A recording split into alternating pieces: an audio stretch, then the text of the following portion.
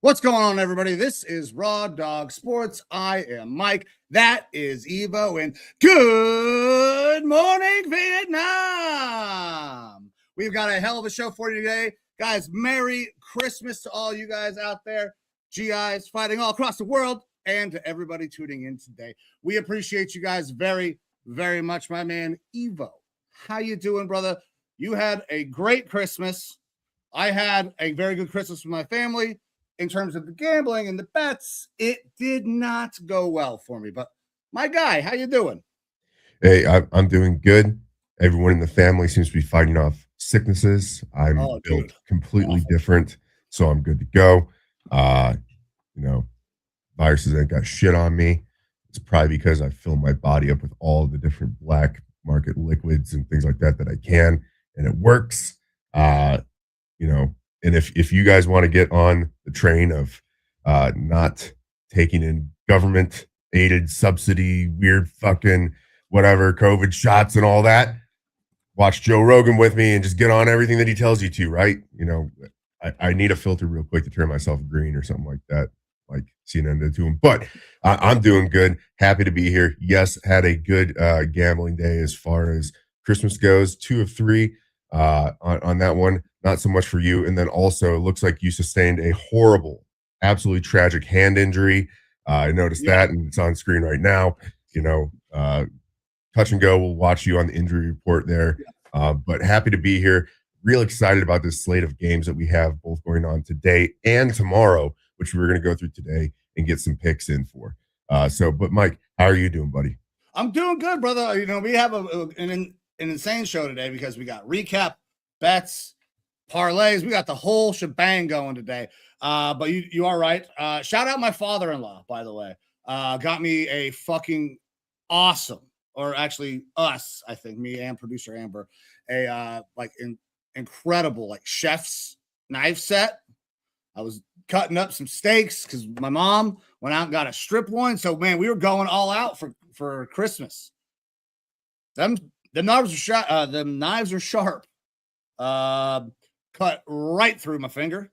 I thought I was going to the hospital. That's how bad it was at first, but pulling through. Look, shout out Glenn. Another thing, I typically don't cut myself with knives. Real good about it. And I think it's because my dad loved cooking, which I love cooking as well. But damn if he didn't basically remove parts of fingers all the time. I've seen complete finger pads missing. I know he's got missing like the tip of one of his fingers, and it looks a little wonky because I guess he took it off with like a butcher's knife at a younger age. And I learned real quick that the difference between like medical grade skin glue and CA glue is very little. You can just go out there and buy your average super glue and glue pieces of yourself back on. So whenever I do get like paper cuts and things like that, super glue it up. It works great. And then if you were to lose a limb, you might as well try and super glue it on your way to the hospital. That bitch back on, right? Yeah, absolutely. And that's hard-hitting information from Raw Dog Sports for cooking and limb and wound care. Super glue it. Duct tape, super glue. Be a man and just put yourself back together and act like nothing happened. Unless your wife is Lorena Bobbitt, and then you should absolutely take yourself to the fucking hospital. Well, I don't think I've ever had a knife that close. I mean, other than vanity razors to make sure that we're dolphin smooth down below. Understood. But I haven't run into too many of those issues.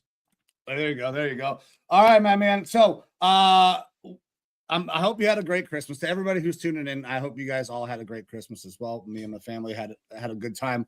The picks did not go well. I got a push in 2 losses. Evo ended up 2-1, but the one loss you take, I mean, your boys get a win in it. So we ready to kind of hop into a recap of all of the holiday festivities. And I got to be completely transparent. I have not watched that Broncos Chiefs game yet. Stranger Things was on, and I was legit serious when I said I was watching fucking Stranger Things. My son's friend was over here, and I was like, "Hey, bro, not spending the night, so either you can come upstairs and watch Stranger Things, or you got to go. Love you, but we're watching Stranger Things." Well, at the Christmas festivities, there were Broncos fans there. Family, parts of them from Colorado, so they're big Denver sports fans in general. Avalanche are having a great year. Broncos obviously having a great year. Yeah. Colorado Rockies. Yep. But Rockies are terrible, Yeah. They're awful. Which is fun. But so I definitely watched all 3 games as best as possible because the one game there was on Prime, Broncos and Chiefs, and the rest were on Netflix. And I don't know if it was just the Airbnb I was at or whatever, but the broadcast was ungodly terrible on everything. And so I ended up going from watching on a smart TV to my phone for a lot of it, but I did get to watch all 3 of the games going on. And the one, oddly enough, that I watched the least of with my eyes and more so just with my ears was my Vikings game. But it was a good one, at least to partake in some facet, way, shape, or form. But we'll go ahead and jump into this first one. We had the Cowboys and Commanders in Washington. Cowboys do end up taking the win in this one, 30-23. A game that was a lot closer than it was really expected to be. It came down to that fourth quarter, and neither team really being able to do a whole lot. You saw Pro Bowl kicker Brandon Aubrey missing more kicks. Oddly enough, he got in, but the best kicker in the league did not get in. But a big day from Ja'Cory Krosky-Merritt. Bill fucking balled. Yeah, it was. I don't know if you might have said this before, but it was kind of like a breakout game for him. No, I don't think he's going to be a full-time back. Obviously, rookies take a little bit longer to develop. We are in week 17, so this is where you would hope to start to see stuff. And he's kind of in there, by default because all the other running backs are basically down for Washington. Chris Rodriguez didn't play in this game, but a good game from him. A game that matters very little for either team other than draft seeding and pride at this point. But both these teams did play as if they had some pride on the line. And I was hoping for a big Pickens day. It wasn't a huge Pickens day. We were expecting him to try to play his balls off for a new contract. It was mediocre, 4 for 78, no touchdowns. But overall, Cowboys get the win here. A little bit of an interesting game just because it was a Josh Johnson effort at quarterback for the Washington Commanders, and they were able to hang in pretty close there. Yeah, he didn't play bad at all, man. Josh he got the ball to his playmakers. Debo had a great day. Yeah. Debo balled out. Debo's having a strong end of the year for sure, and he's encroaching on some big cash incentives if he does continue playing well. Yeah, I listen. The Commanders have a terrible year. They got hurt all year. Terry McLaurin, they will probably be on the search for a new wide receiver. I mean, they got the deal done with Terry. They got the deal done with Debo. But you think maybe a tight end, like they're going to be in a position to draft one of the guys that maybe you love in this draft, in Sadiq. Now, depending on where they fall to, because obviously had a 4-12 record. Tough game, but they played hard in this. They at least made this game worth watching on Christmas Day, because the way it kind of looked to start with, I was like, oh, this is going to suck. That first half, the Cowboys kind of ran away with this thing. And George Pickens, I thought was going to be in the end zone 3 different occasions and then wasn't able to get it done while we were passing the parlay around between me, you, and producer Amber. So That was kind of lame. Yeah, and bringing up Devo again there, He needed 2 catches to earn an extra $450,000 on the year. He needed 61 receiving yards. He hit both of those to earn an extra $250,000. So in this game alone, he made himself an extra $700,000. He needs 2 more touchdowns on the year to get another $250,000 bonus. So watch that for their next week to see if he can kind of hit that mark. 2 touchdowns in a game is a tough one for most players. But we're at that time of year where, especially if you're trying to gamble, teams know where players can get incentives and they try to feed these guys a little bit more. You see a little bit of maybe extra effort from the player themselves or their compadres on the offensive side of the ball in order to hit certain milestones. So those are things I'm trying to post as much as possible on the Raw Dog Sports Facebook page to help you guys with your betting. Yeah. Knowing what incentives are coming up is a great way to bet that last game. Tom Brady was famous for like making sure his dudes would go out there and get those catches that they needed. Gronk, even Antonio Brown, he was trying to get him his stuff. So yeah, it'll be something to definitely keep track of going into this into that week 17. But hey, decent game, good win for the Cowboys. Draft position once again doesn't really matter. They're going to draft somewhere between probably 10 and 16. Something like that, yeah. So, and an unfortunate push for you in the betting. You took Washington plus the 7 points there, and it was exactly on the 7 point at the 30 to 23 game. So another push on the year, record-setting pushes for you this year. Just it always sucks. I hate pushes, man. That's the risk anytime you take an even money spread. Every single time. Absolutely. All right, brother. We ready to hop into your game? Oh, I guess we got to, huh? Yeah, because listen, I thought this was going to be a more fun game to watch. Now, I'm sure for you, it was fantastic. But this very much goes into kind of the conversation I was having on YouTube not long ago. This game was kind of a blowout because the Lions couldn't hold on to the fucking ball. Jared Goff could not hold on to the fucking ball to save his life. What was it? Total of 3 fumbles lost in this game by Jared Goff, 4 total, 2 interceptions, so 6 turnovers by this Lions team. It's impossible to fucking win a game with 6 turnovers, let alone being, I believe, -6? So they weren't even just 6 turnovers. They were -6 in the turnover category. It's impossible to win like that. The Lions nobody was going to win with Jared Goff at quarterback in this game because he played one of the worst games of his career. Like, you cannot turn the ball over that many times. And we were talking during the game. It's like, Dan needs to get an OC, and there's a possibility that they may want to look at moving off of Goff. There's been a lot of things over the last couple of years. Goff is a great player when things are going well, but he struggles to elevate everybody else around them when things are not going right.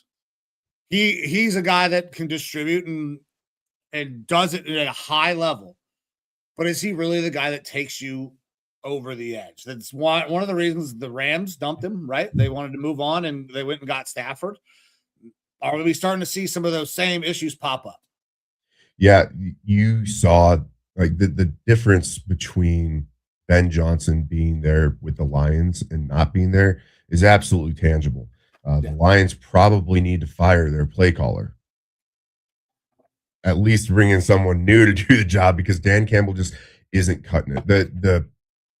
It was after their first loss to the Vikings that the play calling kind of switched up. And as much as we on this show love Dan Campbell and what he brings to the team, it's not the right role for him to be in to be there calling plays. It was a perfect situation for both Ben Johnson and Jared Goff when they had their full slate of players on that offense. You know, their GM Brad Holmes invested heavily after that trade where they traded for Goff and got rid of Matt Stafford to invest in the trenches. And that offensive line was incredible. And then this year they go in missing basically 3 starters, 3 interior players, and it changed up the dynamic of that offensive line. Then you lost the creativity and kind of the genius that Ben Johnson had, which took away some of Goff's superpowers, which Goff was he's incredible at running whatever offense is given to him. But when you have issues along that offense, specifically the offensive line, in the biggest area that is Goff's weakness, which is interior pressure, he's not a guy that can move off the spot super easily and make accurate passes. So when you're getting that interior pressure, we saw it week 1 versus the Packers, and you're seeing that play out even further into the season. You get him off of his spot, and you get him pressured, and it's very difficult for him to run that offense super effectively. And yeah, he doesn't necessarily elevate everybody. Like, he can feed the ball to all those playmakers in a much more stable environment. And a stable environment is not what he had on Christmas Day. It was an insane pressure package coming from Brian Flores. But before we get into that defensive, game plan from the Vikings, you bring up, is Goff a part of this future? I think it would be very silly for the Lions to move off from Goff. He is a well above average quarterback. You heard MVP chants last year. True. With the play that he had. And they need to make some changes in order to bring that back. Part of it being offensive play caller, and they need to fix that interior of the offensive line, which I do like a couple of the guys that they have there once they slowly develop. They're not there yet by any means. But Goff's contract going forward is very prohibitive. The way that it was structured, it is starting to get into some big money now. Jared Goff has a cap hit next year of $70 million, just about $69.5 million. Then 2027, 54.5, and 2028, $61.6 million. The next 3 years of Goff's contract are astronomical. They are top 5 to top 3 level quarterback play contracts. And if you are paying a guy like that, he should be able to overcome some of those weaknesses and issues that the team has, whether it be the play calling or the interior offensive line. And I don't know that he's the guy to do that. So I would expect them to look towards some sort of a restructure extension that spreads some of this money out so that way they can pool assets and resources into kind of fixing those problems. Because not only does that interior offensive line need to be built up and fixed, the defense, we've seen it for multiple years in a row right now, whether it's the injury bug or just having a lack of depth of players in general, is a problem for this team. But they have good players on that side of the ball, like Brian Branch and all of these, but they just keep getting hurt. And then there's the depth has been lacking. They were pulling guys off the street last year. Yeah. And that's the thing, is every team's going to face an injury issue. You don't get through the year clean. And it's the teams that show that they have some depth where guys can fill in and at least provide starter level play, even if it's not high end. That's the teams that can kind of push into December, January, so on and so forth, to make good things happen in the playoffs. And the Lions just aren't there right now. Brad Holmes has done a fantastic job with that roster over the past several years. I have faith, even being an NFC North fan here, I have faith that he'll be able to do good things for that team. But it's going to be very pivotal because windows open and close extremely quick in the NFL. And it's starting to look like that Lions window got really close to closing right now, just by the end of this year. Yeah, well, their offensive line being completely, terrible and decimated in the middle also plays a role in how bad their running game has been recently as well. They have not been able to get Montgomery or Gibbs really going. Gibbs has been like, we have bet on Jahmyr Gibbs so many times this year. It's not even funny, but recently it's been a bad play because their offense has been bad and the offensive line has been bad. So they're in a tough spot. They're out of the playoffs. They're not making it. They're going to be looking to reset, rebuild, retool probably, because they are a good team. And we love Dan, but there are some changes that need to be made in the offseason to get them going back in the right direction. Yeah, you bring up Jahmyr Gibbs in the 2 games versus the Vikings this year. He's been run 26 times and only gained 66 yards, 2.5 yards per carry, no rushing touchdowns. You shut down one of the most dynamic offensive players on the field, and you really stymie that offense. It's always ran, at least in the past several years, it is run through them having a super strong run game, getting defenses focused on that run game, and then being able to attack the middle. And it just hasn't been happening. That was my game plan for the Lions going against my Vikings, was pound the rock, get the defenders up in the box, and then that opens up that middle of the field where then they're allowing Amon-Ra St. Brown and Jameson Williams to be able to eat through the middle. And it did not happen at all in this game because of that pressure package that Brian Flores was able to bring on the Lions offense. A lot of what Brian Flores does is brings 8 to 9 guys up to that line of scrimmage, and you don't know who's bailing out because he's not going to send all of them every time. They're going to bail people out, but you don't know what's going to happen. That's where the peer progression talks kind of come into play of who's going to be coming, who's going to be going, and quarterbacks don't have the opportunity to look at the defense and decide, oh, this is who's coming. This is how I'm going to shade protections. He doesn't allow you to do that because he'll drop a bunch of guys out. Now the quarterback after the snap has to figure out what's going on. And if you have pressure coming up the interior of the line, then there's no chance for them to figure it out. He doesn't have time. Goff is already behind the 8 ball, and then he's got less than 2 seconds to figure that out before he's going to get sacked. We saw a lot of that pressure happening, a lot of those sacks happening, and he was taken down a bunch in this game. All right. Well, everything all right over there, brother? Oh yeah, we got the boys in here trying to get in the show, knocking lights over. I had the dogs over here, like trying to get up in here as well. What's up, boys? You want to come say hi? Just jumping on real quick. Very quick. All right. My man, you got anything else on the Lions game? Are we ready to move on to Broncos Chiefs? I have to shout out 2 guys. I mean, obviously Flores did really good, but it was a huge Van Ginkel day. So good. I told you, I was like, he's my next head coach. That night. If he can become a head coach, he 100% deserves it. I mean, the guy got fired in Miami because he was winning too many games and didn't want to listen to ownership about tanking. The guy he said Tua's a fucking shit quarterback, and I can't believe I got stuck with this fucking asshole. Mm-hmm. And they're like, no, you're totally wrong. And then Mike McDaniels goes down there, makes Tua look good for a year or two. And now, guess what? Flores is 100% right. Tua fucking sucks. Look, Flores is really fucking good, and he's really right. He's right on Tua. But look, Van Ginkel got me ginked all night. Had a phenomenal game from Van Ginkel, 5 sacks, or excuse me, it was 5 sacks for the defense, 4 fumble recoveries, 2 interceptions. But the one that makes me a little bit more emotional is Harrison Smith. Harrison Smith, that was probably his penultimate last game in the NFL. We'll be playing his final game versus the Packers as an NFL player, more than likely. And he's had just such an incredible career with the Vikings. He is a true Viking. I want us to put him in the Ring of Honor immediately. Normally that waits a couple of years. Right. Like they need to break that trend and just put him in now. I would love to keep him on as some sort of a coach.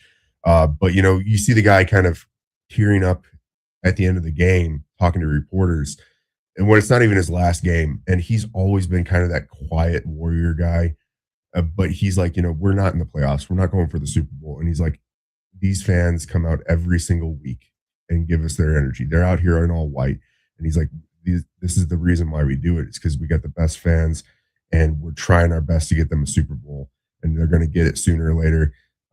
He's just a football guy, passionate about it. He even said, he's like, I get emotional here talking about this. And he's like, I've been emotional since I was playing Pee Wee. My dad told me I had to find a way to push that away and lock myself down because I can't be doing this out on the field type thing. But a huge day from him. 3 solo tackles, 3 passes deflected, 2 tackles for loss, a sack, and an interception. It was a vintage Harrison Smith game. Obviously, he's lost a step, but such a great fucking player for this team. It's going to be real sad when he does hang him up, which is probably after the final week here. But man, so proud to have had him on my team forever. I remember him being drafted when I was in high school, and to get to watch him play all these years and play at such a high level all these years. Hall of Famer. Incredible. Like Hall of Fame level. That's the thing, is it's always synonymous to do the stat line, him versus Troy Polamalu. And Polamalu had a great career. Harrison Smith has lapped him in so many stats. And so he's absolutely deserving of a gold jacket. Yeah, I agree, man. Not a guy that you necessarily hear about all the time, whether that's because of Minnesota or whatever. But yeah, he's been phenomenal for a very, very long time. Great career, great game. You guys got a nice little Christmas dub. Yeah, and we drop further in the draft order, which is always fun. At this point, I don't really care. There's a difference between what I want, me wanting to lose and you not wanting to lose makes total sense.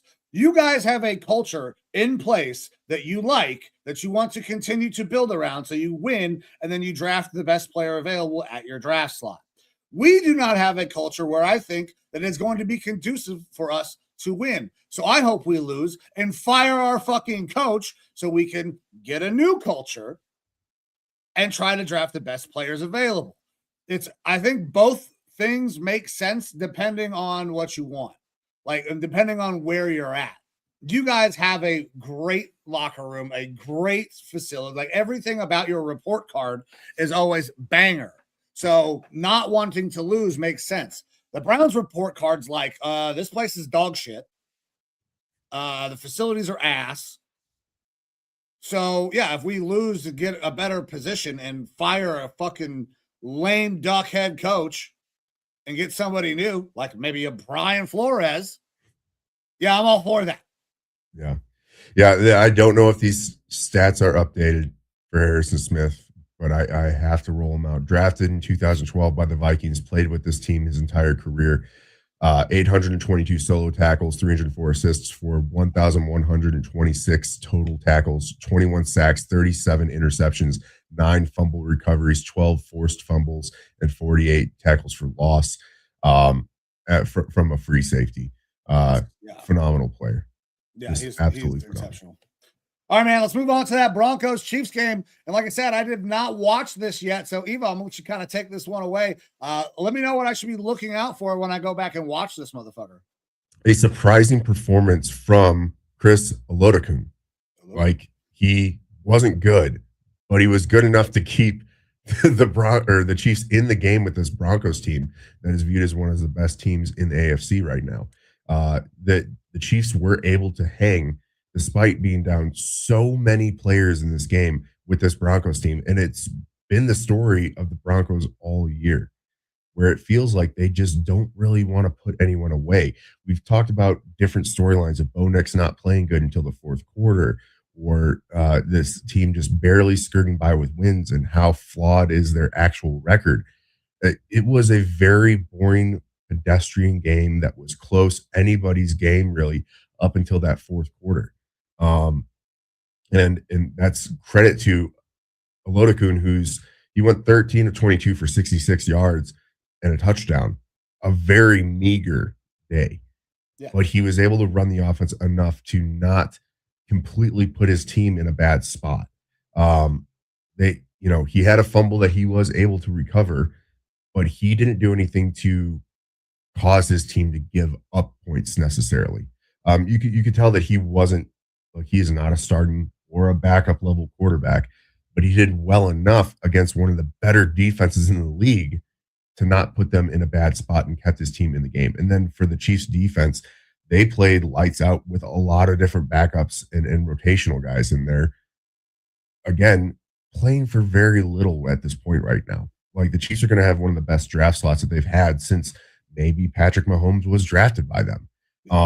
And these are guys that are used to playing for another month or two. And now they get to take an early break. And we kind of saw that last week versus the Titans. But they played way better than they should have. Or if you want to look at it the opposite direction, the Broncos just couldn't get anything going substantial. I mean, they had lapped, the Broncos had lapped the Chiefs in yards into that third quarter. I think it was 2-1 or 3-1 amount of total yards on offense, but they weren't able to get the ball in the end zone. The better team did win this game, but it seemed like they didn't have any ability to take a lead and put their foot on the throat of the other team. And that's what scares me about this Broncos team going into the playoffs is are they a sleeping tiger, or are they just a good team that doesn't have the take them out, kill them mentality? Because there are a bunch of different talented pieces there on that Broncos team. Bo Nix can, again, feed the ball to a lot of good players on that team, but he has weird accuracy issues and stuff like that. And it doesn't seem like he figures it out until more so in crunch time, which is a good trait to have, that you can kind of lift your team up and not be, shunned by the moment. That clutch gene that you said guys like Jordan Love doesn't have. Bo Nix has that. It's just I would like to see a more competent quarterback through the entirety of the game, because if you're playing that brand of football, a lot of times other teams will get way out ahead of you, and now it doesn't matter how good of a fourth quarter you have, you're not going to be able to come back. Good day from RJ Harvey, 33 air yards, 43 on the ground. He did enough to be a solid piece to that offense and get them the win. But yeah, it was a very, very close game where it felt like, wow, the Chiefs might be able to steal this one away from the Broncos, because the Broncos just were not playing super exciting football. Definitely not like a 13-3 team, in my opinion. All right. And this appears to be Travis Kelce's last home game there at Arrowhead. I mean, this is another guy, great career. It kind of sucks to see them going out this way, because I wanted Travis Kelce to have, a nice send off, because he's had, arguably greatest tight end of all time, tight numbers. But he had a decent day. He was pretty emotional afterward. I think he knows this is it. This is probably the last time that he will have played at home. This next week will be his last game. Excuse me. So couple of storylines, but Chiefs headed in the wrong directions. Broncos kind of limping into the playoffs. We'll see how this next week goes. But my man, that takes care of our recaps, because I don't have much analysis because I haven't seen shit on that game yet. We're ready to hop in and start doing some gambling on the rest of the week, because we got a couple games coming up today. Yeah, look, we actually have a lot of games today. Only 2 games in the NFL, but there are a lot of bowl games, college bowl games. So look, this is a fun weekend for football. If you're just getting done with the holidays, you're still sitting, relaxing, enjoying your new gifts, maybe some, pajamas sporting your team colors or something like that, you get to sit back and watch a really cool slate of college bowl games today.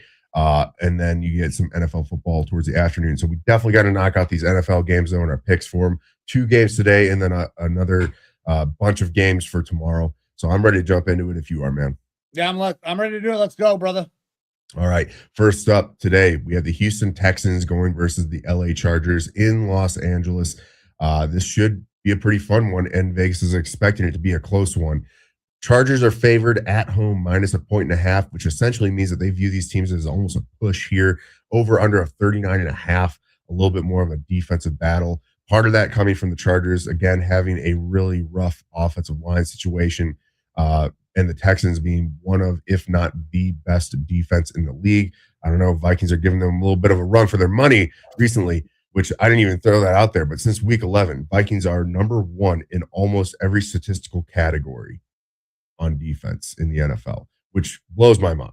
Their best third down defense, best fourth down defense. They're doing incredible, but that's not to, I don't need to talk about the Vikings anymore. Listen, Brian Flores can ask for any amount of money he wants. Jimmy Haslam will pay it. Look at the Deshaun Watson contract. Yeah. But that is not to shy on this Texans defense. They are outstanding, incredible. And I do think that they are probably the best defense in the league, going up against a hampered offensive line for Harbaugh and this Chargers team. So this is going to be a very interesting matchup to see if Harbaugh is able to get much going on offense behind that tattered offensive line. But Justin Herbert has been incredible through the past several games. So, Mike, where are you going at in this one? Okay, so I like this Chargers team. I took them this last week, and it worked out for me. Not only did they get plus the points, they were able to win. But that was going against the Dallas defense, right? So they were able to do a lot of different things and move pocket and make sure that pressure did not get to Herbert so he could operate behind kind of a tattered offensive line. I do not think they're going to have that ability in this game with the Texans defense. That Texans defense, like you said, is fucking special. Plus 1.5 is good and all, but this is, I mean, when we're talking about 1.5, and that's the away team, that's essentially a pick 'em. I can get plus 100 even money odds on the Texans money line, and that's where I'm going. That's the best odds that we can get for this thing, and I feel like they are a team who is poised to win this game because that offensive line for the Chargers, I don't think will hold up against that really vaunted pass rush that Houston has. Yeah, it's tough because I like the Chargers here. I want to pick the Chargers here. The Texans showed a little bit of their flaws last week going up against a Raiders team that actually kind of took it to them, going 23-21 versus the Raiders is a bit of an embarrassment. And that's where I think that D'Amico Ryans is going to get this defensive crew, like their head back in the game. They slept a little bit too much on the Raiders last week, and they're not going to allow that to happen this week. They know that this Chargers team is a potential playoff team. They know that they have to, if they want to have any sort of a run in the playoffs, that they have to play against these teams really good. And this team, their weaknesses suit really well with the way that this defense is playing. So I'm also going to be going with Houston. I'm going to take them plus the points here. Not betting this game personally because I'm hoping that this one is a close one down to the wire, and I'm not super invested in it. But I'll take Houston plus the points here. Though I am hoping for a good game. I wouldn't be surprised to see the Chargers somehow eke this one out because Harbaugh always seems to find a way to play really good despite those injuries. All right. So moving on to the next one, going from one Harbaugh to another, the Ravens heading up to Green Bay. Green Bay favored -3, over under 38.5. Tons of speculation about the relationship between Harbaugh and Lamar Jackson and what is going on with Lamar and everything with that organization. They are playing for their lives tonight on the season. They will still need help even if they are able to pull off a win. Can the Ravens really go all the way up to Green Bay in fucking December with all the turmoil going on and get a win? I don't think so. I'm telling you right now, I had faith in the Ravens earlier in the year. When Lamar came back, I thought, okay, they're getting healthy. It's time to go. And it never fucking happened. And then we hear all of these rumors that there's problems with Lamar off the field and him and fucking Harbaugh are butting heads and all of this shit. I think that really spells bad news. Very rarely do the Ravens miss the playoffs, but I feel like this is that year. I got the Packers winning this game, and I'm going to drop the 3 points. Evo, where are you going? All right. Packers -3 there. Look, Lamar Jackson doesn't even matter. He's not playing in this game. It's Snoop Huntley, which Lamar's not been good this year. Not that Snoop Huntley's been great, but you're not seeing a whole lot of difference between the two players, which for the amount of money Lamar is getting does make you question just from a business standpoint going forward with him. But the reckless speculation of the offseason can't help but leak into the regular season now because fans, again, we are so used to immediate gratification and wanting changes. I see it with my fan base all the time and JJ McCarthy. And what are we doing next offseason at quarterback because he's not the guy or something like that. And you're seeing that again with a guy who has been looked at and has been deserved of the MVP multiple times. I don't think he's having a fall off like Kyler Murray, but this has definitely been his worst season in the NFL. But regardless, that's offseason talk. We don't need to get into that right now. Right. We're talking about this game versus the Packers.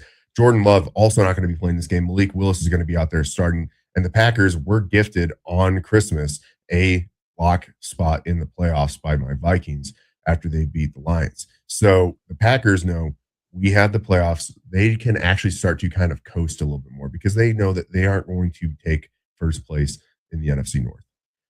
They aren't really fighting for a whole lot of position right now. They are in a wild card slot, and that is pretty much locked in place. So going and letting Malik Willis play, who's probably the better quarterback there right now, isn't a hard decision for them. They're down Micah Parsons. They don't have to push to play guys who are injured or anything like that. the Packers can coast a little bit more. Playing in Green Bay in December is a big get for them. But the Ravens, they are still technically fighting for that playoff spot. I think that they have a little bit more to play for. After last week and how embarrassing that was, where they had the game essentially locked up, and then they make some really, really boneheaded decisions to not run Derrick Henry, which makes me think Derrick Henry has not had fumbling issues until this year in his career, and then all of a sudden he's having them at pivotal points in the game. Maybe they weren't running him because they actually had it in the back of their mind a little bit of fear that, hey, he could give up the ball, he could cough up the ball, and that's not the way to play football. You need to be aggressive with it. You can't be like, oh, this is this guy's weakness. Sometimes we're going to lean away from it. They needed to run the ball with Derrick Henry, and I think they're going to continue to do that more in this game. I think that the Packers winning is probably the easiest bet here. But I'm going to take the Ravens plus the points because I think that there's a possibility that the Ravens could steal one here versus the Packers, who are feeling a little bit comfortable because they are locked into the playoffs. They're going to be playing some backups, albeit ones who might actually be better than the starters. But I'm going to go with the Ravens plus the points here. One of the tougher ones to pick because I don't like picking Green Bay, but I do think that they will win this game. But the Ravens could keep it close or actually steal one here in Green Bay. All right, man. So direct opposite picks there. We'll see how that one plays out, but that'll take us. That's the end of our Saturday games. There's 2 games tonight. So people, if you want to get those bets in, go ahead. We agree that Houston should come out on top. Evo's taking the points. I'm taking a money line, and we disagree on the night game. I'm going Packers -3. Ravens taking. Evo is taking the Ravens +3. Ready to move on to the next one, brother? Yeah, let's do it. We have the Seattle Seahawks going into Carolina versus the Panthers. The line here, Panthers getting 7.5 points at home, over under a 42.5. This is a Panthers team that got a big win last week. Seattle Seahawks obviously had a grunge match up in Washington last week versus the Rams, where they had to come back from behind. We talked about that Thursday night game ad nauseum. One of the, in my opinion, best Thursday night game we've seen ever. But now they have to go in here versus this Panthers team.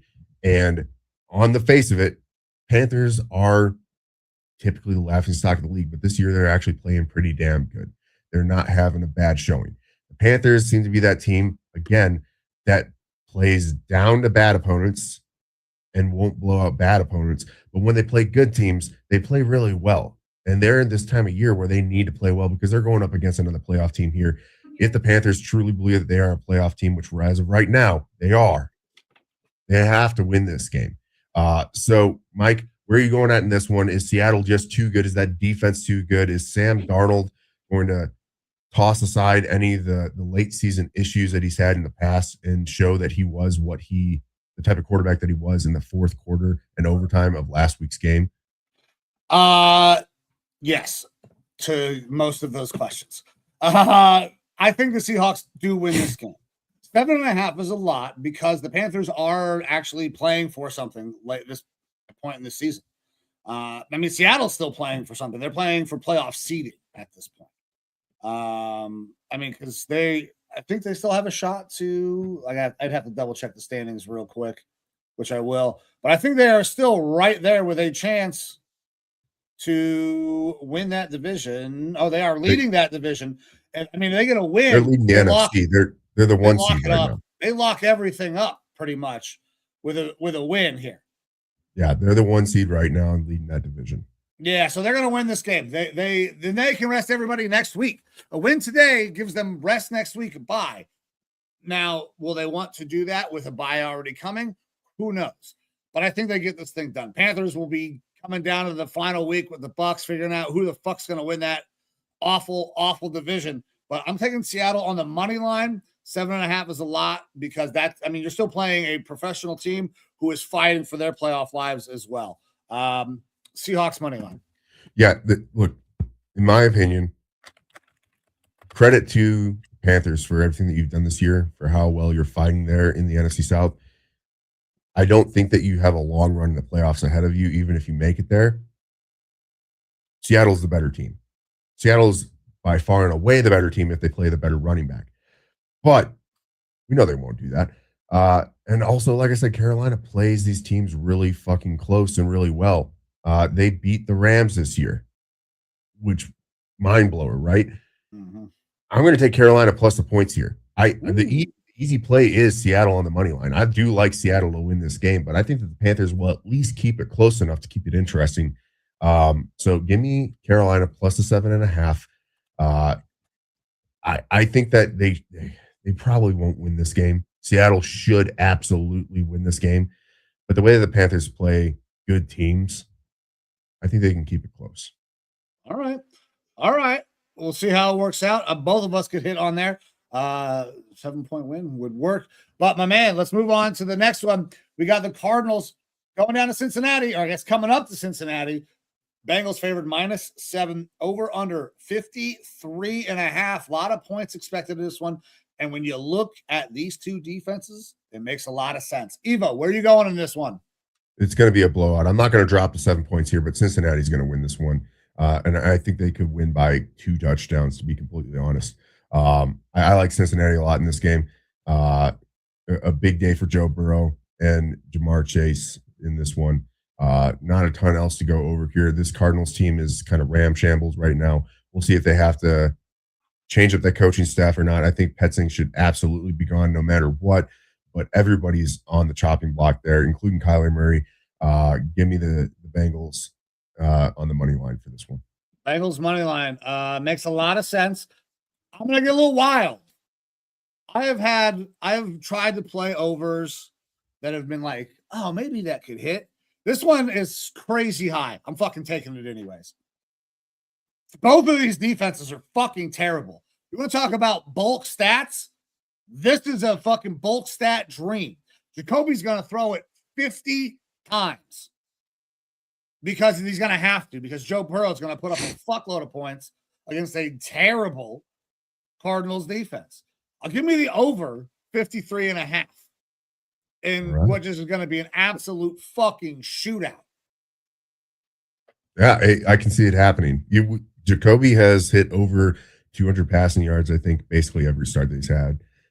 So he's going to be throwing the ball. They don't have a run game there for Arizona, so they have to be throwing the ball around. So expect a lot of passing theatrics in this one. Next up, Tampa Bay Buccaneers versus Miami Dolphins. A little Florida game here. Dolphins are getting 5.5 points at home at -108 odds here. Over under a 44.5 on this one. Buccaneers obviously fighting for their playoff hopes. They need this win in order to kind of maintain their closeness to the Panthers in order to have this Week 18 matchup versus the Panthers be really exciting. Are the Bucs going to be able to do enough to get the win here versus the Dolphins? Or is, I believe, the Quinn Ewers-led Dolphins going to be able to kind of play spoiler here to the Bucs? So it's really hard to decide in this game because Baker has played like shit and Baker is still hurt. That is the reason that Baker has played like shit. But at the same time, you look at the flip side, you're like, Quinn Ewers. Fuck, I don't know. What are they going to really be able to do? Because last week, Quinn showed that, he's not a world beater by any means. He was a mid-round quarterback, late to mid-round quarterback at that. So, I mean, this feels like it should be a Bucs win. It really should. But I feel like no matter what, it's going to be close because the Bucs haven't been beating anybody very solidly. They've been losing the teams they shouldn't be losing to. It feels dirty, but I'm going to take the Dolphins plus 5.5. I think if the Bucs win, they win by 3 or 4 points. I don't know that they win by a full touchdown because that's what essentially has to happen here. I don't know, man. The Bucs are not. They're still hurt. Baker's beat the fuck up. I don't see it. So I'm going to go Dolphins plus 5.5. Yeah, the Dolphins have been playing a weird brand of football, especially the second half of this year. The Quinn Ewers equation definitely scares me a lot because he didn't look great in the last game. This should be a Devon Achane heavy type of game there for Miami. But I do like Tampa Bay to win this one, so I'm going to take them on the money line. I do agree with you. This could be a lot closer than it should be for comfort for Tampa Bay fans. But I like Tampa Bay to win. And talking about one of our previous games here, Carolina to lose but keep it close within the number, to make this Week 18 matchup really interesting, because the Bucs are one game back right now. If Bucs win, Carolina loses, they both go into their Week 18 matchup versus each other with even records there. Both, I believe, at 8-8 at that point, if these predictions go correct, to make it kind of a super fun spectacle in Week 18. If this goes opposite, it changes things up completely for Week 18, a lot less fun. So I'm going to go with Buccaneers to win on the money line. But this absolutely could be a much closer one, which makes the 5.5 there for Miami definitely viable. All right, playing the storylines. I like it. Ready to move on to the next one, brother? Yes, sir. All right, so we got the Jags going into Indianapolis, taking on the Colts, who are home dogs. Jacksonville's favored -5.5, over under 48.5. Jags have been on a fucking roll. They are in prime playoff position. I think technically, with some help, they could even maybe get into. No, Broncos are 2 games ahead, so that's not going to work. But they have a chance to be the number 2 seed going in if they get some help from the Patriots. They've played phenomenal, and this Colts team is downtrodden. 5.5. I don't know, man. That it seems like it could be more than that, the way the Jags have played recently. Where are you going? Indy's got a spicy defense at times. They do. Yeah. And we saw it 2 weeks ago where they were able to, play really, really good versus Seattle and give the old man Phillip Rivers a chance to keep them in the game. And they were there right at the end. It came down to trading field goals to end up getting the win for Seattle. But you can't do that week in and week out with that defense. They aren't the same sort of a defense as we see from like Houston or Minnesota right now. Right. I expect a good game from Indianapolis, with the Jacksonville showed versus the Broncos last week. They can play a really good defense. They can still overcome. Trevor Lawrence is on a heater right now. Etienne's on a heater right now. Jacoby Myers is doing great things. I like Jacksonville on the money line in this one. Indianapolis, what looked to be just an incredible season for them, definitely is kind of coming to a close. So I'm taking Jacksonville on the money line here as the safer play. All right. I'm going to do the more dangerous play, and I'm dropping the points for the Jags, man. The Colts season ends this weekend. They had a fucking hell of a start. Jonathan Taylor was amazing. Injuries caught up. The Jags have been absolutely rolling. I mean, DeForest Buckner, I think, is now banged up as well, right? Is in line to miss this game. IR. Yeah, he's on IR, has to have surgery on a re-aggravated injury. Yeah, so things are not trending in the Colts' direction. I feel bad for them. This is not indicative that I think that they're a shit team. It's just at this point in the season, the wrong time to hit the injury bug. Yeah, it sucks. It's just it is the way it is. Jags -5.5 for me. Go ahead, brother. I'm ready for the next one whenever you are. All righty. Next up, New England versus the Jets. Jets at home are getting 13.5 points, over under of 42.5. The Patriots are fucking good, man. They're good. And the Jets are real fucking bad. I hate double-digit spreads. I'm going to continue with that. I'm going New England on the money line here. -1,200. It feels like a little bit of a layup, but the Patriots are real good right now. Even though they have some guys who are injured. I believe even Trevion Henderson is questionable for this game at this point. There is such a better team at this point. So I'll take New England on the money line. Yeah, this is a game I am not going to bet, and neither should anybody else if you are going to do what me and Evo are doing, because I'm also going Patriots money line. I would love to drop the points, but it's a division matchup. The Patriots are a better team, but like you said, they're guys that are probably not going to be playing. They are coming down to the end. They're going to rest guys if they can, because I don't think that the Jets are going to really stress them at all. Who is Brady Cook still starting for the Jets in this game? Yeah. I mean, Patriots money line, but at -1,200 odds, keep it out of a parlay. Yeah. So Jets, I don't think Aaron Glenn is a tank type of coach, but they are realistically in a position where they need to try to get the best draft pick possible if they want to go for a quarterback in this draft. So dropping games here is important for their future to try to get into a slot to get one of the two probably quarterbacks that are going to be available in this draft. And if not get them, continue to develop assets for the future. This team has got so many holes on it that if you get into the third pick or fourth pick or something like that, where they can either take the quarterback or if they're not high on one of them, wait till next year, you can trade back a little bit, still develop a ton of young, talented players and go after that quarterback next year. They need the best draft slot that they can get to give themselves options. So it makes sense for them to lose this one.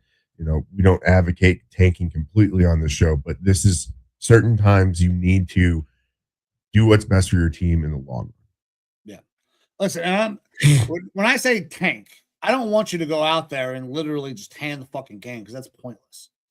But you know what? If you go out there, you're playing and things are not going well, you don't need to be like, all right, let's try every fucking trick in the book. You can literally just, you know what? We're getting our asses beat right now. Let's let some younger guys get in. Let's see if they can play a little bit, and then we'll just go ahead and pack it in. You don't need to keep in your starters when you're getting your fucking dick kicked in. That's the kind of tanking I'm okay with. What I'm not okay with, we'll talk about it here soon, is, hey, by the way, you're really good, and we don't want you to play because we want to lose on purpose. That's bullshit. Anyways, Patriots should win this one by a landslide. But yeah, they should be playing their backups, their developmental guys out there. See what they got. See if the cream rises to the top. Yeah, you start your starters. You let them go. If the game is progressing where, you know what, you're way behind and you're fucking down by 2 scores. Okay, now at this point, we're down by 2 scores. I got guys I want to get a look at going into next year because I know this year's not going forward. You are tanking, but you are doing it with a purpose. It's entirely different than things that are happening elsewhere across the league. Yeah. All right, next up, a game that no one really wants to watch unless you're part of this fan base for either of these teams. And even then, you might still watch a different game because this is just a rough one. New Orleans Saints versus the Tennessee Titans. Titans are getting 2.5 points at home, minus 106 odds, over under of 39.5. Not expected to be a big scoring game here. But we do have the Saints shucking it out. Shuck's been having a great time. The running back situation there is really rough for him. Your exciting whites are doing their things down in New Orleans. And the Titans were able to get a pretty big win for them emotionally, at least, versus the Chiefs last week. Are they going to be able to continue to kind of ride that high into next year while they continue their search for a new head coach? Or was that just kind of a fluky situation where you're playing the Chiefs, who are down multiple quarterbacks and players not wanting to play anymore? Man. So, well, first of all, they're not my exciting whites. They just happen to be exciting whites. All right. I don't own these exciting whites. All right. Owning people as a black guy, I don't want to own. We learned that a long time ago. Owning people is bad. They're not mine, exciting whites, but this game is going to be weird. Which of these rookie quarterbacks is going to show that they progressed the most? Shuck has played really well over the last couple of weeks. I cannot talk shit. He's played really well, and he has a chance to outplay the number 1 pick in the draft and show that he could be the guy. Cam Ward has played better recently, but we don't know what's going to happen with that organization after this year because they're going to be looking for a new head coach. I can't imagine they're going to be retaining the interim. So I'm going to go ahead and rock with the Saints. They have a little bit more direction right now. They've been playing better. Shuck has been playing better. So I'm going to rock with the Saints. I think it's entirely possible it could go the completely opposite direction. Both of these teams are up and down from week to week. More downs than ups. But I will rock the Saints on the money line here. Yeah, I think the Saints are a slightly better team here. That they're slightly further along roster wise, despite having injuries and whatnot. And so I'm doing the crazy thing here that no one should do. I'm dropping the 2.5 in New Orleans. Oh, wow. I think that this game is anyone's game, which means playing the spread is a very difficult thing. Dropping the points is not the smartest play. Plum pick here, though, I'm going with the Saints minus 2.5 because I think that they win by a touchdown or between 5 and 7 points, I'll say. I think that they're that much better of a team. I think that after a win versus Kansas City last week, that was the Titans Super Bowl, and now they're looking towards the offseason. So we're not going to see the same sort of performance. So New Orleans minus the 2.5. All right. I don't follow me, people. Okay. Listen, hey, you're going to get better odds there. I mean, you're going to get minus 114 instead of minus 148. So I get it. But my man, you ready to move on to our last 1:00 game for the day? Yeah, it is Pittsburgh Steelers versus your Cleveland Browns. Yeah. Browns are getting 3 points at home. Over under of 34.5, a real low scorer here. And this is another, we are on record watch right now for Myles Garrett. Myles saying that he would love to be able to break that record versus Aaron Rodgers. You have the Steelers without DK Metcalf for a couple games because of the sideline altercation. I think it's more than a couple games. Like his season's over and his career and his time in Pittsburgh may be over. It's possible for sure. I mean, he's definitely. We'll talk more about the whole thing that happened with that because the press conference and everything with that was fucking crazy. Dude, that guy looks like such a skis ball. He's a fucking schmuck. Now, listen, DK was wrong, and I stand by everything I said before about DK being fucking wrong, and he should not have done that. However, this guy is also fucking wrong. It kind of I shouldn't say the C word again, but he is one of those. Yeah, there we go. He's a cunt. He really is. He sucks as a human being. That guy is awful. DK still fucked up. That guy blows.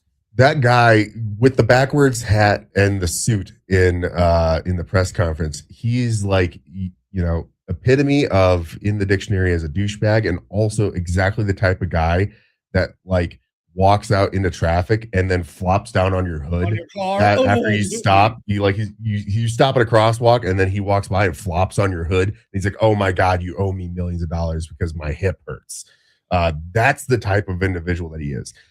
He could have flopped better, I guess, when he got punched. Like if you had acted like you were knocked out, then that guy, everyone's on his side, like, holy shit, DK just knocked him out. Right. This one, no, he was egging him on. He took the hit, and then afterwards he was like, yeah, that's what I wanted. Yeah. Like, come on. Like, big time douchebag move. Nobody likes you, and I hope that you fail in life. But you probably are getting a lot of money probably coming your way more sooner than later. But yeah. He is going to make a fuckload of money off of it. Yeah. That's exactly what he wanted. I just truly hope that the NFL does not ever allow him into a game again. I hope that's still on the table somewhere. There's such a weird thing there with how it's all going to work between, like, because they have basically said, no, he didn't do anything wrong. He didn't break the code of conduct. And they've fucking said this now multiple times about this douchebag. So I don't know how they're going to go back on it now. But before we break down that more, let's talk about the Steelers-Browns game because DK will not be there. Who are the weapons then that he's going to have, that Aaron Rodgers is going to be able to utilize? It's going to be Kenneth Gainwell. It's going to be Jaylen Warren. It's going to be quick game, check downs, all of that stuff. It's going to be tough for Myles. Washington at tight end. I'm surprised that they haven't signed Allen Lazard yet. Adam Thielen at wide receiver. Like, fantastic. It's going to be quick game, getting the ball out of Aaron's hand. It's going to be tough for Myles, I think, to get this record in this game. Yeah. But that's what we're on the lookout for because I've said it multiple times. I hope the Browns lose the rest of the games, but everybody plays really well. I hope we lose because of a terrible coaching decision or something that is very clearly a coach's fault because this coaching staff needs to go. I want everybody to play well, but we are not in a position where improving our draft slot is a good thing. I mean, we need the most assets available. I went through and did a mock draft this morning, my first mock draft of the year, traded down from 3 to 6 with the fucking Cardinals, who are coming up to go and get Dante Moore, by the way, in my scenario. And we draft fucking Carnell Tate, and then we get more picks and go after linemen.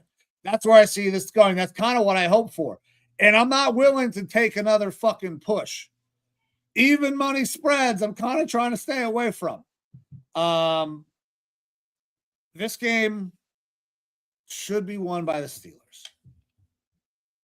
But there are a lot of things working against the Steelers right now. I'm having a hard time deciding where to go. Where are you going, Evo? Well, I had to pull up the weather here for tomorrow, and it looks rainy, absolutely nasty. Yeah, actually, I don't know that I will be going out and shooting tomorrow because of what the weather report looks like. Like, I've been out there every weekend shooting for my documentary. The weather is so bad, I might not be able to actually go out and shoot. That's what the weather's like tomorrow. Yeah, it looks like you're going to be in the high 40s, low 50s with 80 to 60% rain all through the day. Nasty weather, which is probably the reason, along with your good defense, by 34 and a half. I was sitting here typing out the over, and I was like, this over still seems pretty fucking low. And then I looked at the weather, and I was like, that explains a little bit more of it. You don't have a Quinshon Judkins there to run the ball. Yeah. It's going to be Dylan Sampson, Raheem Rocket Sanders, that sort of a situation going for you there. So that does make this one a little bit tougher here. Yeah, this is a really tough game to call. And I'm a Browns fan. Like, I want to just take my Browns plus the points. Or I would love to say that they can win this thing. But there are so many things that have worked against the Browns. Like, even when Shedeur plays well, he is still making mistakes. And they're playing against the Steelers with a very veteran defense. And when you slow everybody down in the shit weather conditions, the slow Steelers defense it becomes more normalized to your offense. And so it's really tough. I'm going Steelers on the money line here. I'm not dropping the points. The Steelers have shown all year that they are the better team. I fucking hate them, but this is a show where we talk about gambling, not my love for my team. So I'm going fucking Steelers on the money line. All right. I'll take your Browns plus the 3 points. In a game that's probably going to be low scoring and close, I'll take the team that's getting the points here. So Cleveland plus the 3 points in this matchup, despite not really having anything that's telling me why I should, other than every time that we picked opposite on each other's teams, and we would pick against the teams, typically it works out for us. Yeah. So. All right. Next up, New York Giants versus the Las Vegas Raiders. Raiders at home getting 2.5 points at minus 108 odds, over under a 41.5. Another kind of toilet bowl game here. Mike, thoughts on this one? Thoughts on sitting players who are injured? Yeah. Okay. So this is obviously what I was alluding to earlier. And this game decides the number 1 overall pick. Flat out. That's what happens. This game decides the number 1 overall pick. Whoever loses gets the number 1 pick. The Raiders need that fucking pick way more than the Giants do, because the Giants already have their quarterback of the future. The Raiders have every intention on losing this game. They are not going to win. I do not care what the odds are, the spread is, none of that. The Giants are winning this game. The Raiders are going to fucking make sure that happens. They have IR'd Brock Bowers, and they have done so much to make sure that they're going to lose this game, but they have, I'm pretty sure, fractured the relationship with their best goddamn player. They have told, not Mason Crosby. Max Crosby, Max Crosby, that he is not playing. He is done. They are going to shut him down. He is not hurt. He has not played bad. He has incentives that he can hit. And they are saying, sorry, brother, you're done for the year. This is the worst type of tanking. There is no reason that Max should not be playing in this game. Now, if you want to take him out at a certain point, if the Raiders are down, like we talked about, so you can see young guys, sure. But this is bullshit. The Raiders are full on tank mode. They are going to lose this game. Giants -2.5 in the most slam dunk of all slam fucking dunks. The Raiders are not winning. Yeah, and I like the Giants to win this game, so I'm taking them on the money line. Because the Giants have a reason to not want to win either, but they're not number one overall sitting their starters. You have Dart going out there. You want to see progression from Dart. You want to see him play. They still have Tyrone Tracy and Wan'Dale Robinson, Darius Slayton. They have these guys going out who are playing football. You have Kafka, who probably believes that he has a chance to take over as the full-time head coach, but at least is looking for another OC job in the near future. So he's playing for a lot. And the Giants know they don't need a quarterback. So if they don't get the first overall pick, it's not as huge of a loss for them because you still are getting a really good draft slot where you can still trade with another desperate team for at least a second quarterback. You can trade down one spot and fucking get Arvell Reese, who people think is possibly the best player in this draft. Like, there are so many things that they could do from their position. Sure. But they are not in a position where they absolutely have to get this pick. The Raiders are taking a quarterback. If they don't get the number one overall pick, they will be the first people in line to call the goddamn Giants. They're going to have to outbid the Jets, which is going to be really tough. But they have every intention on taking a quarterback and trying to have their pick of who that is. They are going to lose this game, man. I would not be surprised to see some wild coaching decisions in this game. Oh, can you really reel in Pete Carroll and make him toe the company line? Do you really have to? I don't know. When you look at this Raiders team, now granted they played much better last week, right? Fought and still came up short. I don't know, man. I don't think they're invested at all. And the fact that separates a locker room as well. Their best guy, their leader, fucking Mr. Raider right now says, "What? You're not playing me? Fuck you. I'm leaving the facility." That's bad vibes. Bad vibes for the entire locker room. Even if Pete wanted to rally him, I'm not sure he can at this point. Yeah, it's definitely a tough spot to be in there for sure. But yeah, I agree. Giants win this one. Giants on the money line for me. Next up, Philadelphia Eagles and Buffalo Bills. Bills are favored at home, -1.5, over under of 44.5. We have decent games recently from AJ Brown, getting the running game going a little bit more for the Eagles. I still don't think that they look like what they have in the past couple years. But you also have a Bills team with a lot of weaknesses. But Josh Allen, despite an injury, a foot injury, going to be going out there full go, getting the points there. Are the Buffalo Bills going to be able to establish that run game with James Cook? That has been such a good thing for them recently in getting them wins. Or are the Eagles going to be able to find a way to shut that down? Man, you know what's crazy is I just think the Bills are legitimately a better team right now. That's not crazy. The Bills didn't play great against the Browns by any means. Josh Allen did not play great. He got the foot dinged up in that game. But I think the Bills overall right now have been playing far better. The Eagles can be great. We've seen Max Eagles be obviously best in the world. But at no point has that group really gelled and come together and been the best of themselves in a full game. Like, I don't think that they've had a complete game. And I'm not sure it's coming. The Bills, for all the things that they lack, have something that nobody else has. Fucking Josh Allen and his ability to just will a team to victory on his back. I mean, that's exactly what he did against the Patriots. Can he do that again against the Eagles?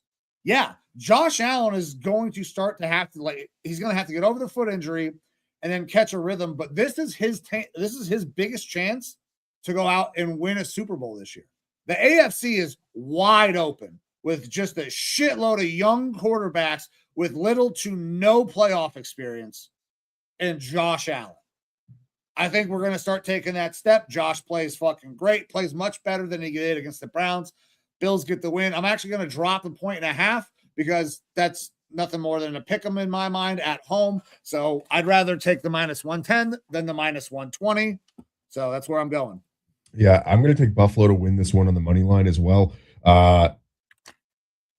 Look, the Bills technically have more to play for here than the Eagles. The Eagles are going to be able to coast in. They're already locked in the playoffs. They already won their division. There's no worry about them possibly being overtaken in the division and getting a wild card slot. They're right now pretty much firmly entrenched in the 3 seed, and they can't really go a whole lot higher. You need the Bears to lose 2 games here for them to have a chance of moving up to like the 2 seed and for the Eagles to win out.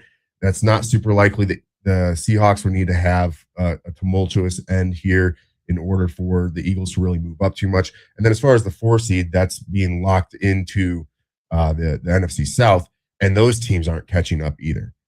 So the Eagles can't really play for a whole lot of different, home field advantage positioning in this one.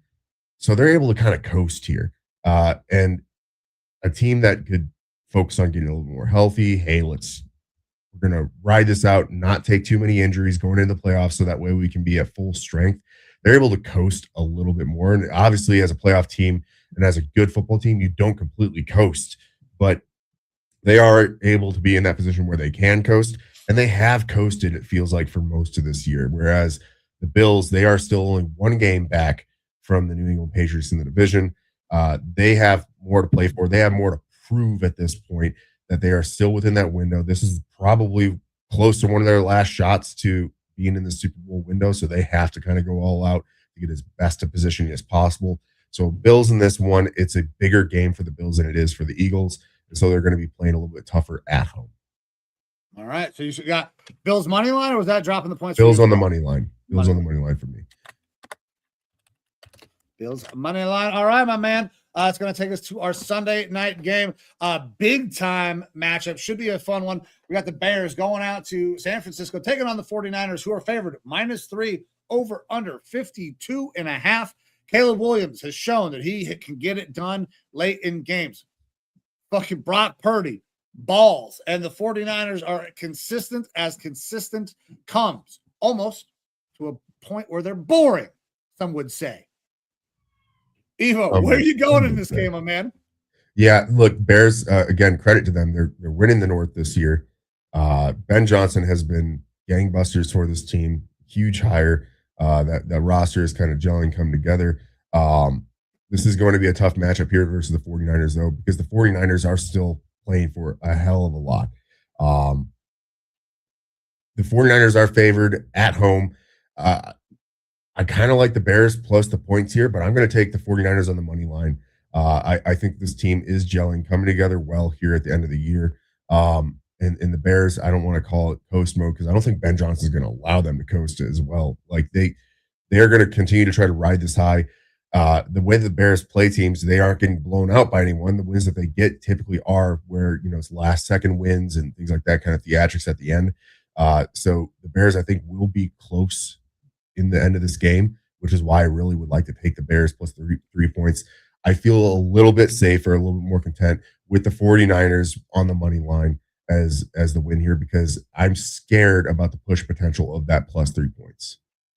Yeah, the push is also keeping me away from taking the Bears plus the points. If it were 3.5, I'd be going Bears. Yeah. But because of that, I'm also going 49ers. And they've been fantastic. Their defense, really good. And the coaching matchup is what I cannot wait to see in this, man. Like, these are 2 baller-ass coaches with excellent offensive schemes. I think we could see a lot of points. They're saying that, 52.5, but also these defenses have been opportunistic as hell for both of them. I don't know why I said opportunistic like that, but that's just the way it came out. I'm going 49ers on the money line as well. If I had the hook, I'd be going Bears. I think this will be a close, fun-ass game to watch. Sunday night should be good, but I got to go 49ers here, even though I think they're boring. This will be a less boring game because they'll actually be competing. Yeah, I think this will be a competitive matchup, which is great for Sunday Night Football. matchup at the end of the year. But that takes us to our Monday night game. LA Rams at the Atlanta Falcons. Falcons are getting 8.5 points at home. Obviously, their season's done. Kirk O'Chain's running out there to kind of wrap up towards the end of the year. Over under a 49.5, expecting some points to be put up there. Rams coming off of a tough loss on Thursday Night Football, a really close game. But Rams, just a really fucking good team. Falcons, glimpses of being okay at times this year. Obviously, you've really hammered your thoughts home about them being super mega ass. 8.5 points. The Rams should absolutely win by that. I'm taking the Rams on the money line. Safer bet here. Rams should absolutely win this game. If it's closer, it's just because it's a primetime game and you're seeing a little bit of oomph from the Falcons, which scares me a little bit. But I'm taking Rams money line as a safer pick here. Yeah, I'm actually doing the same thing just because the Falcons have shown that they can score some points.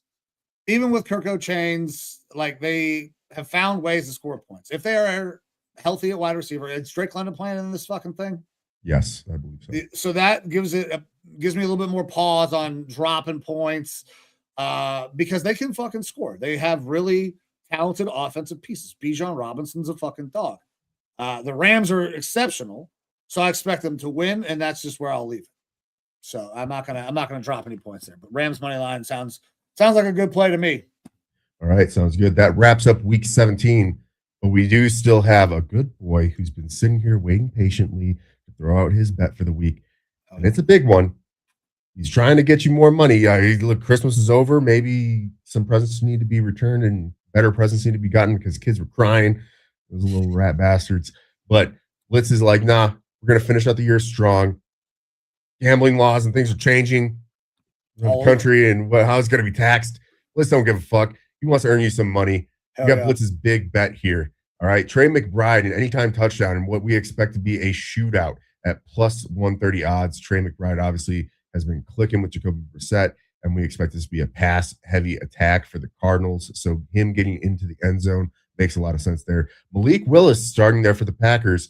Maybe the better quarterback in Green Bay.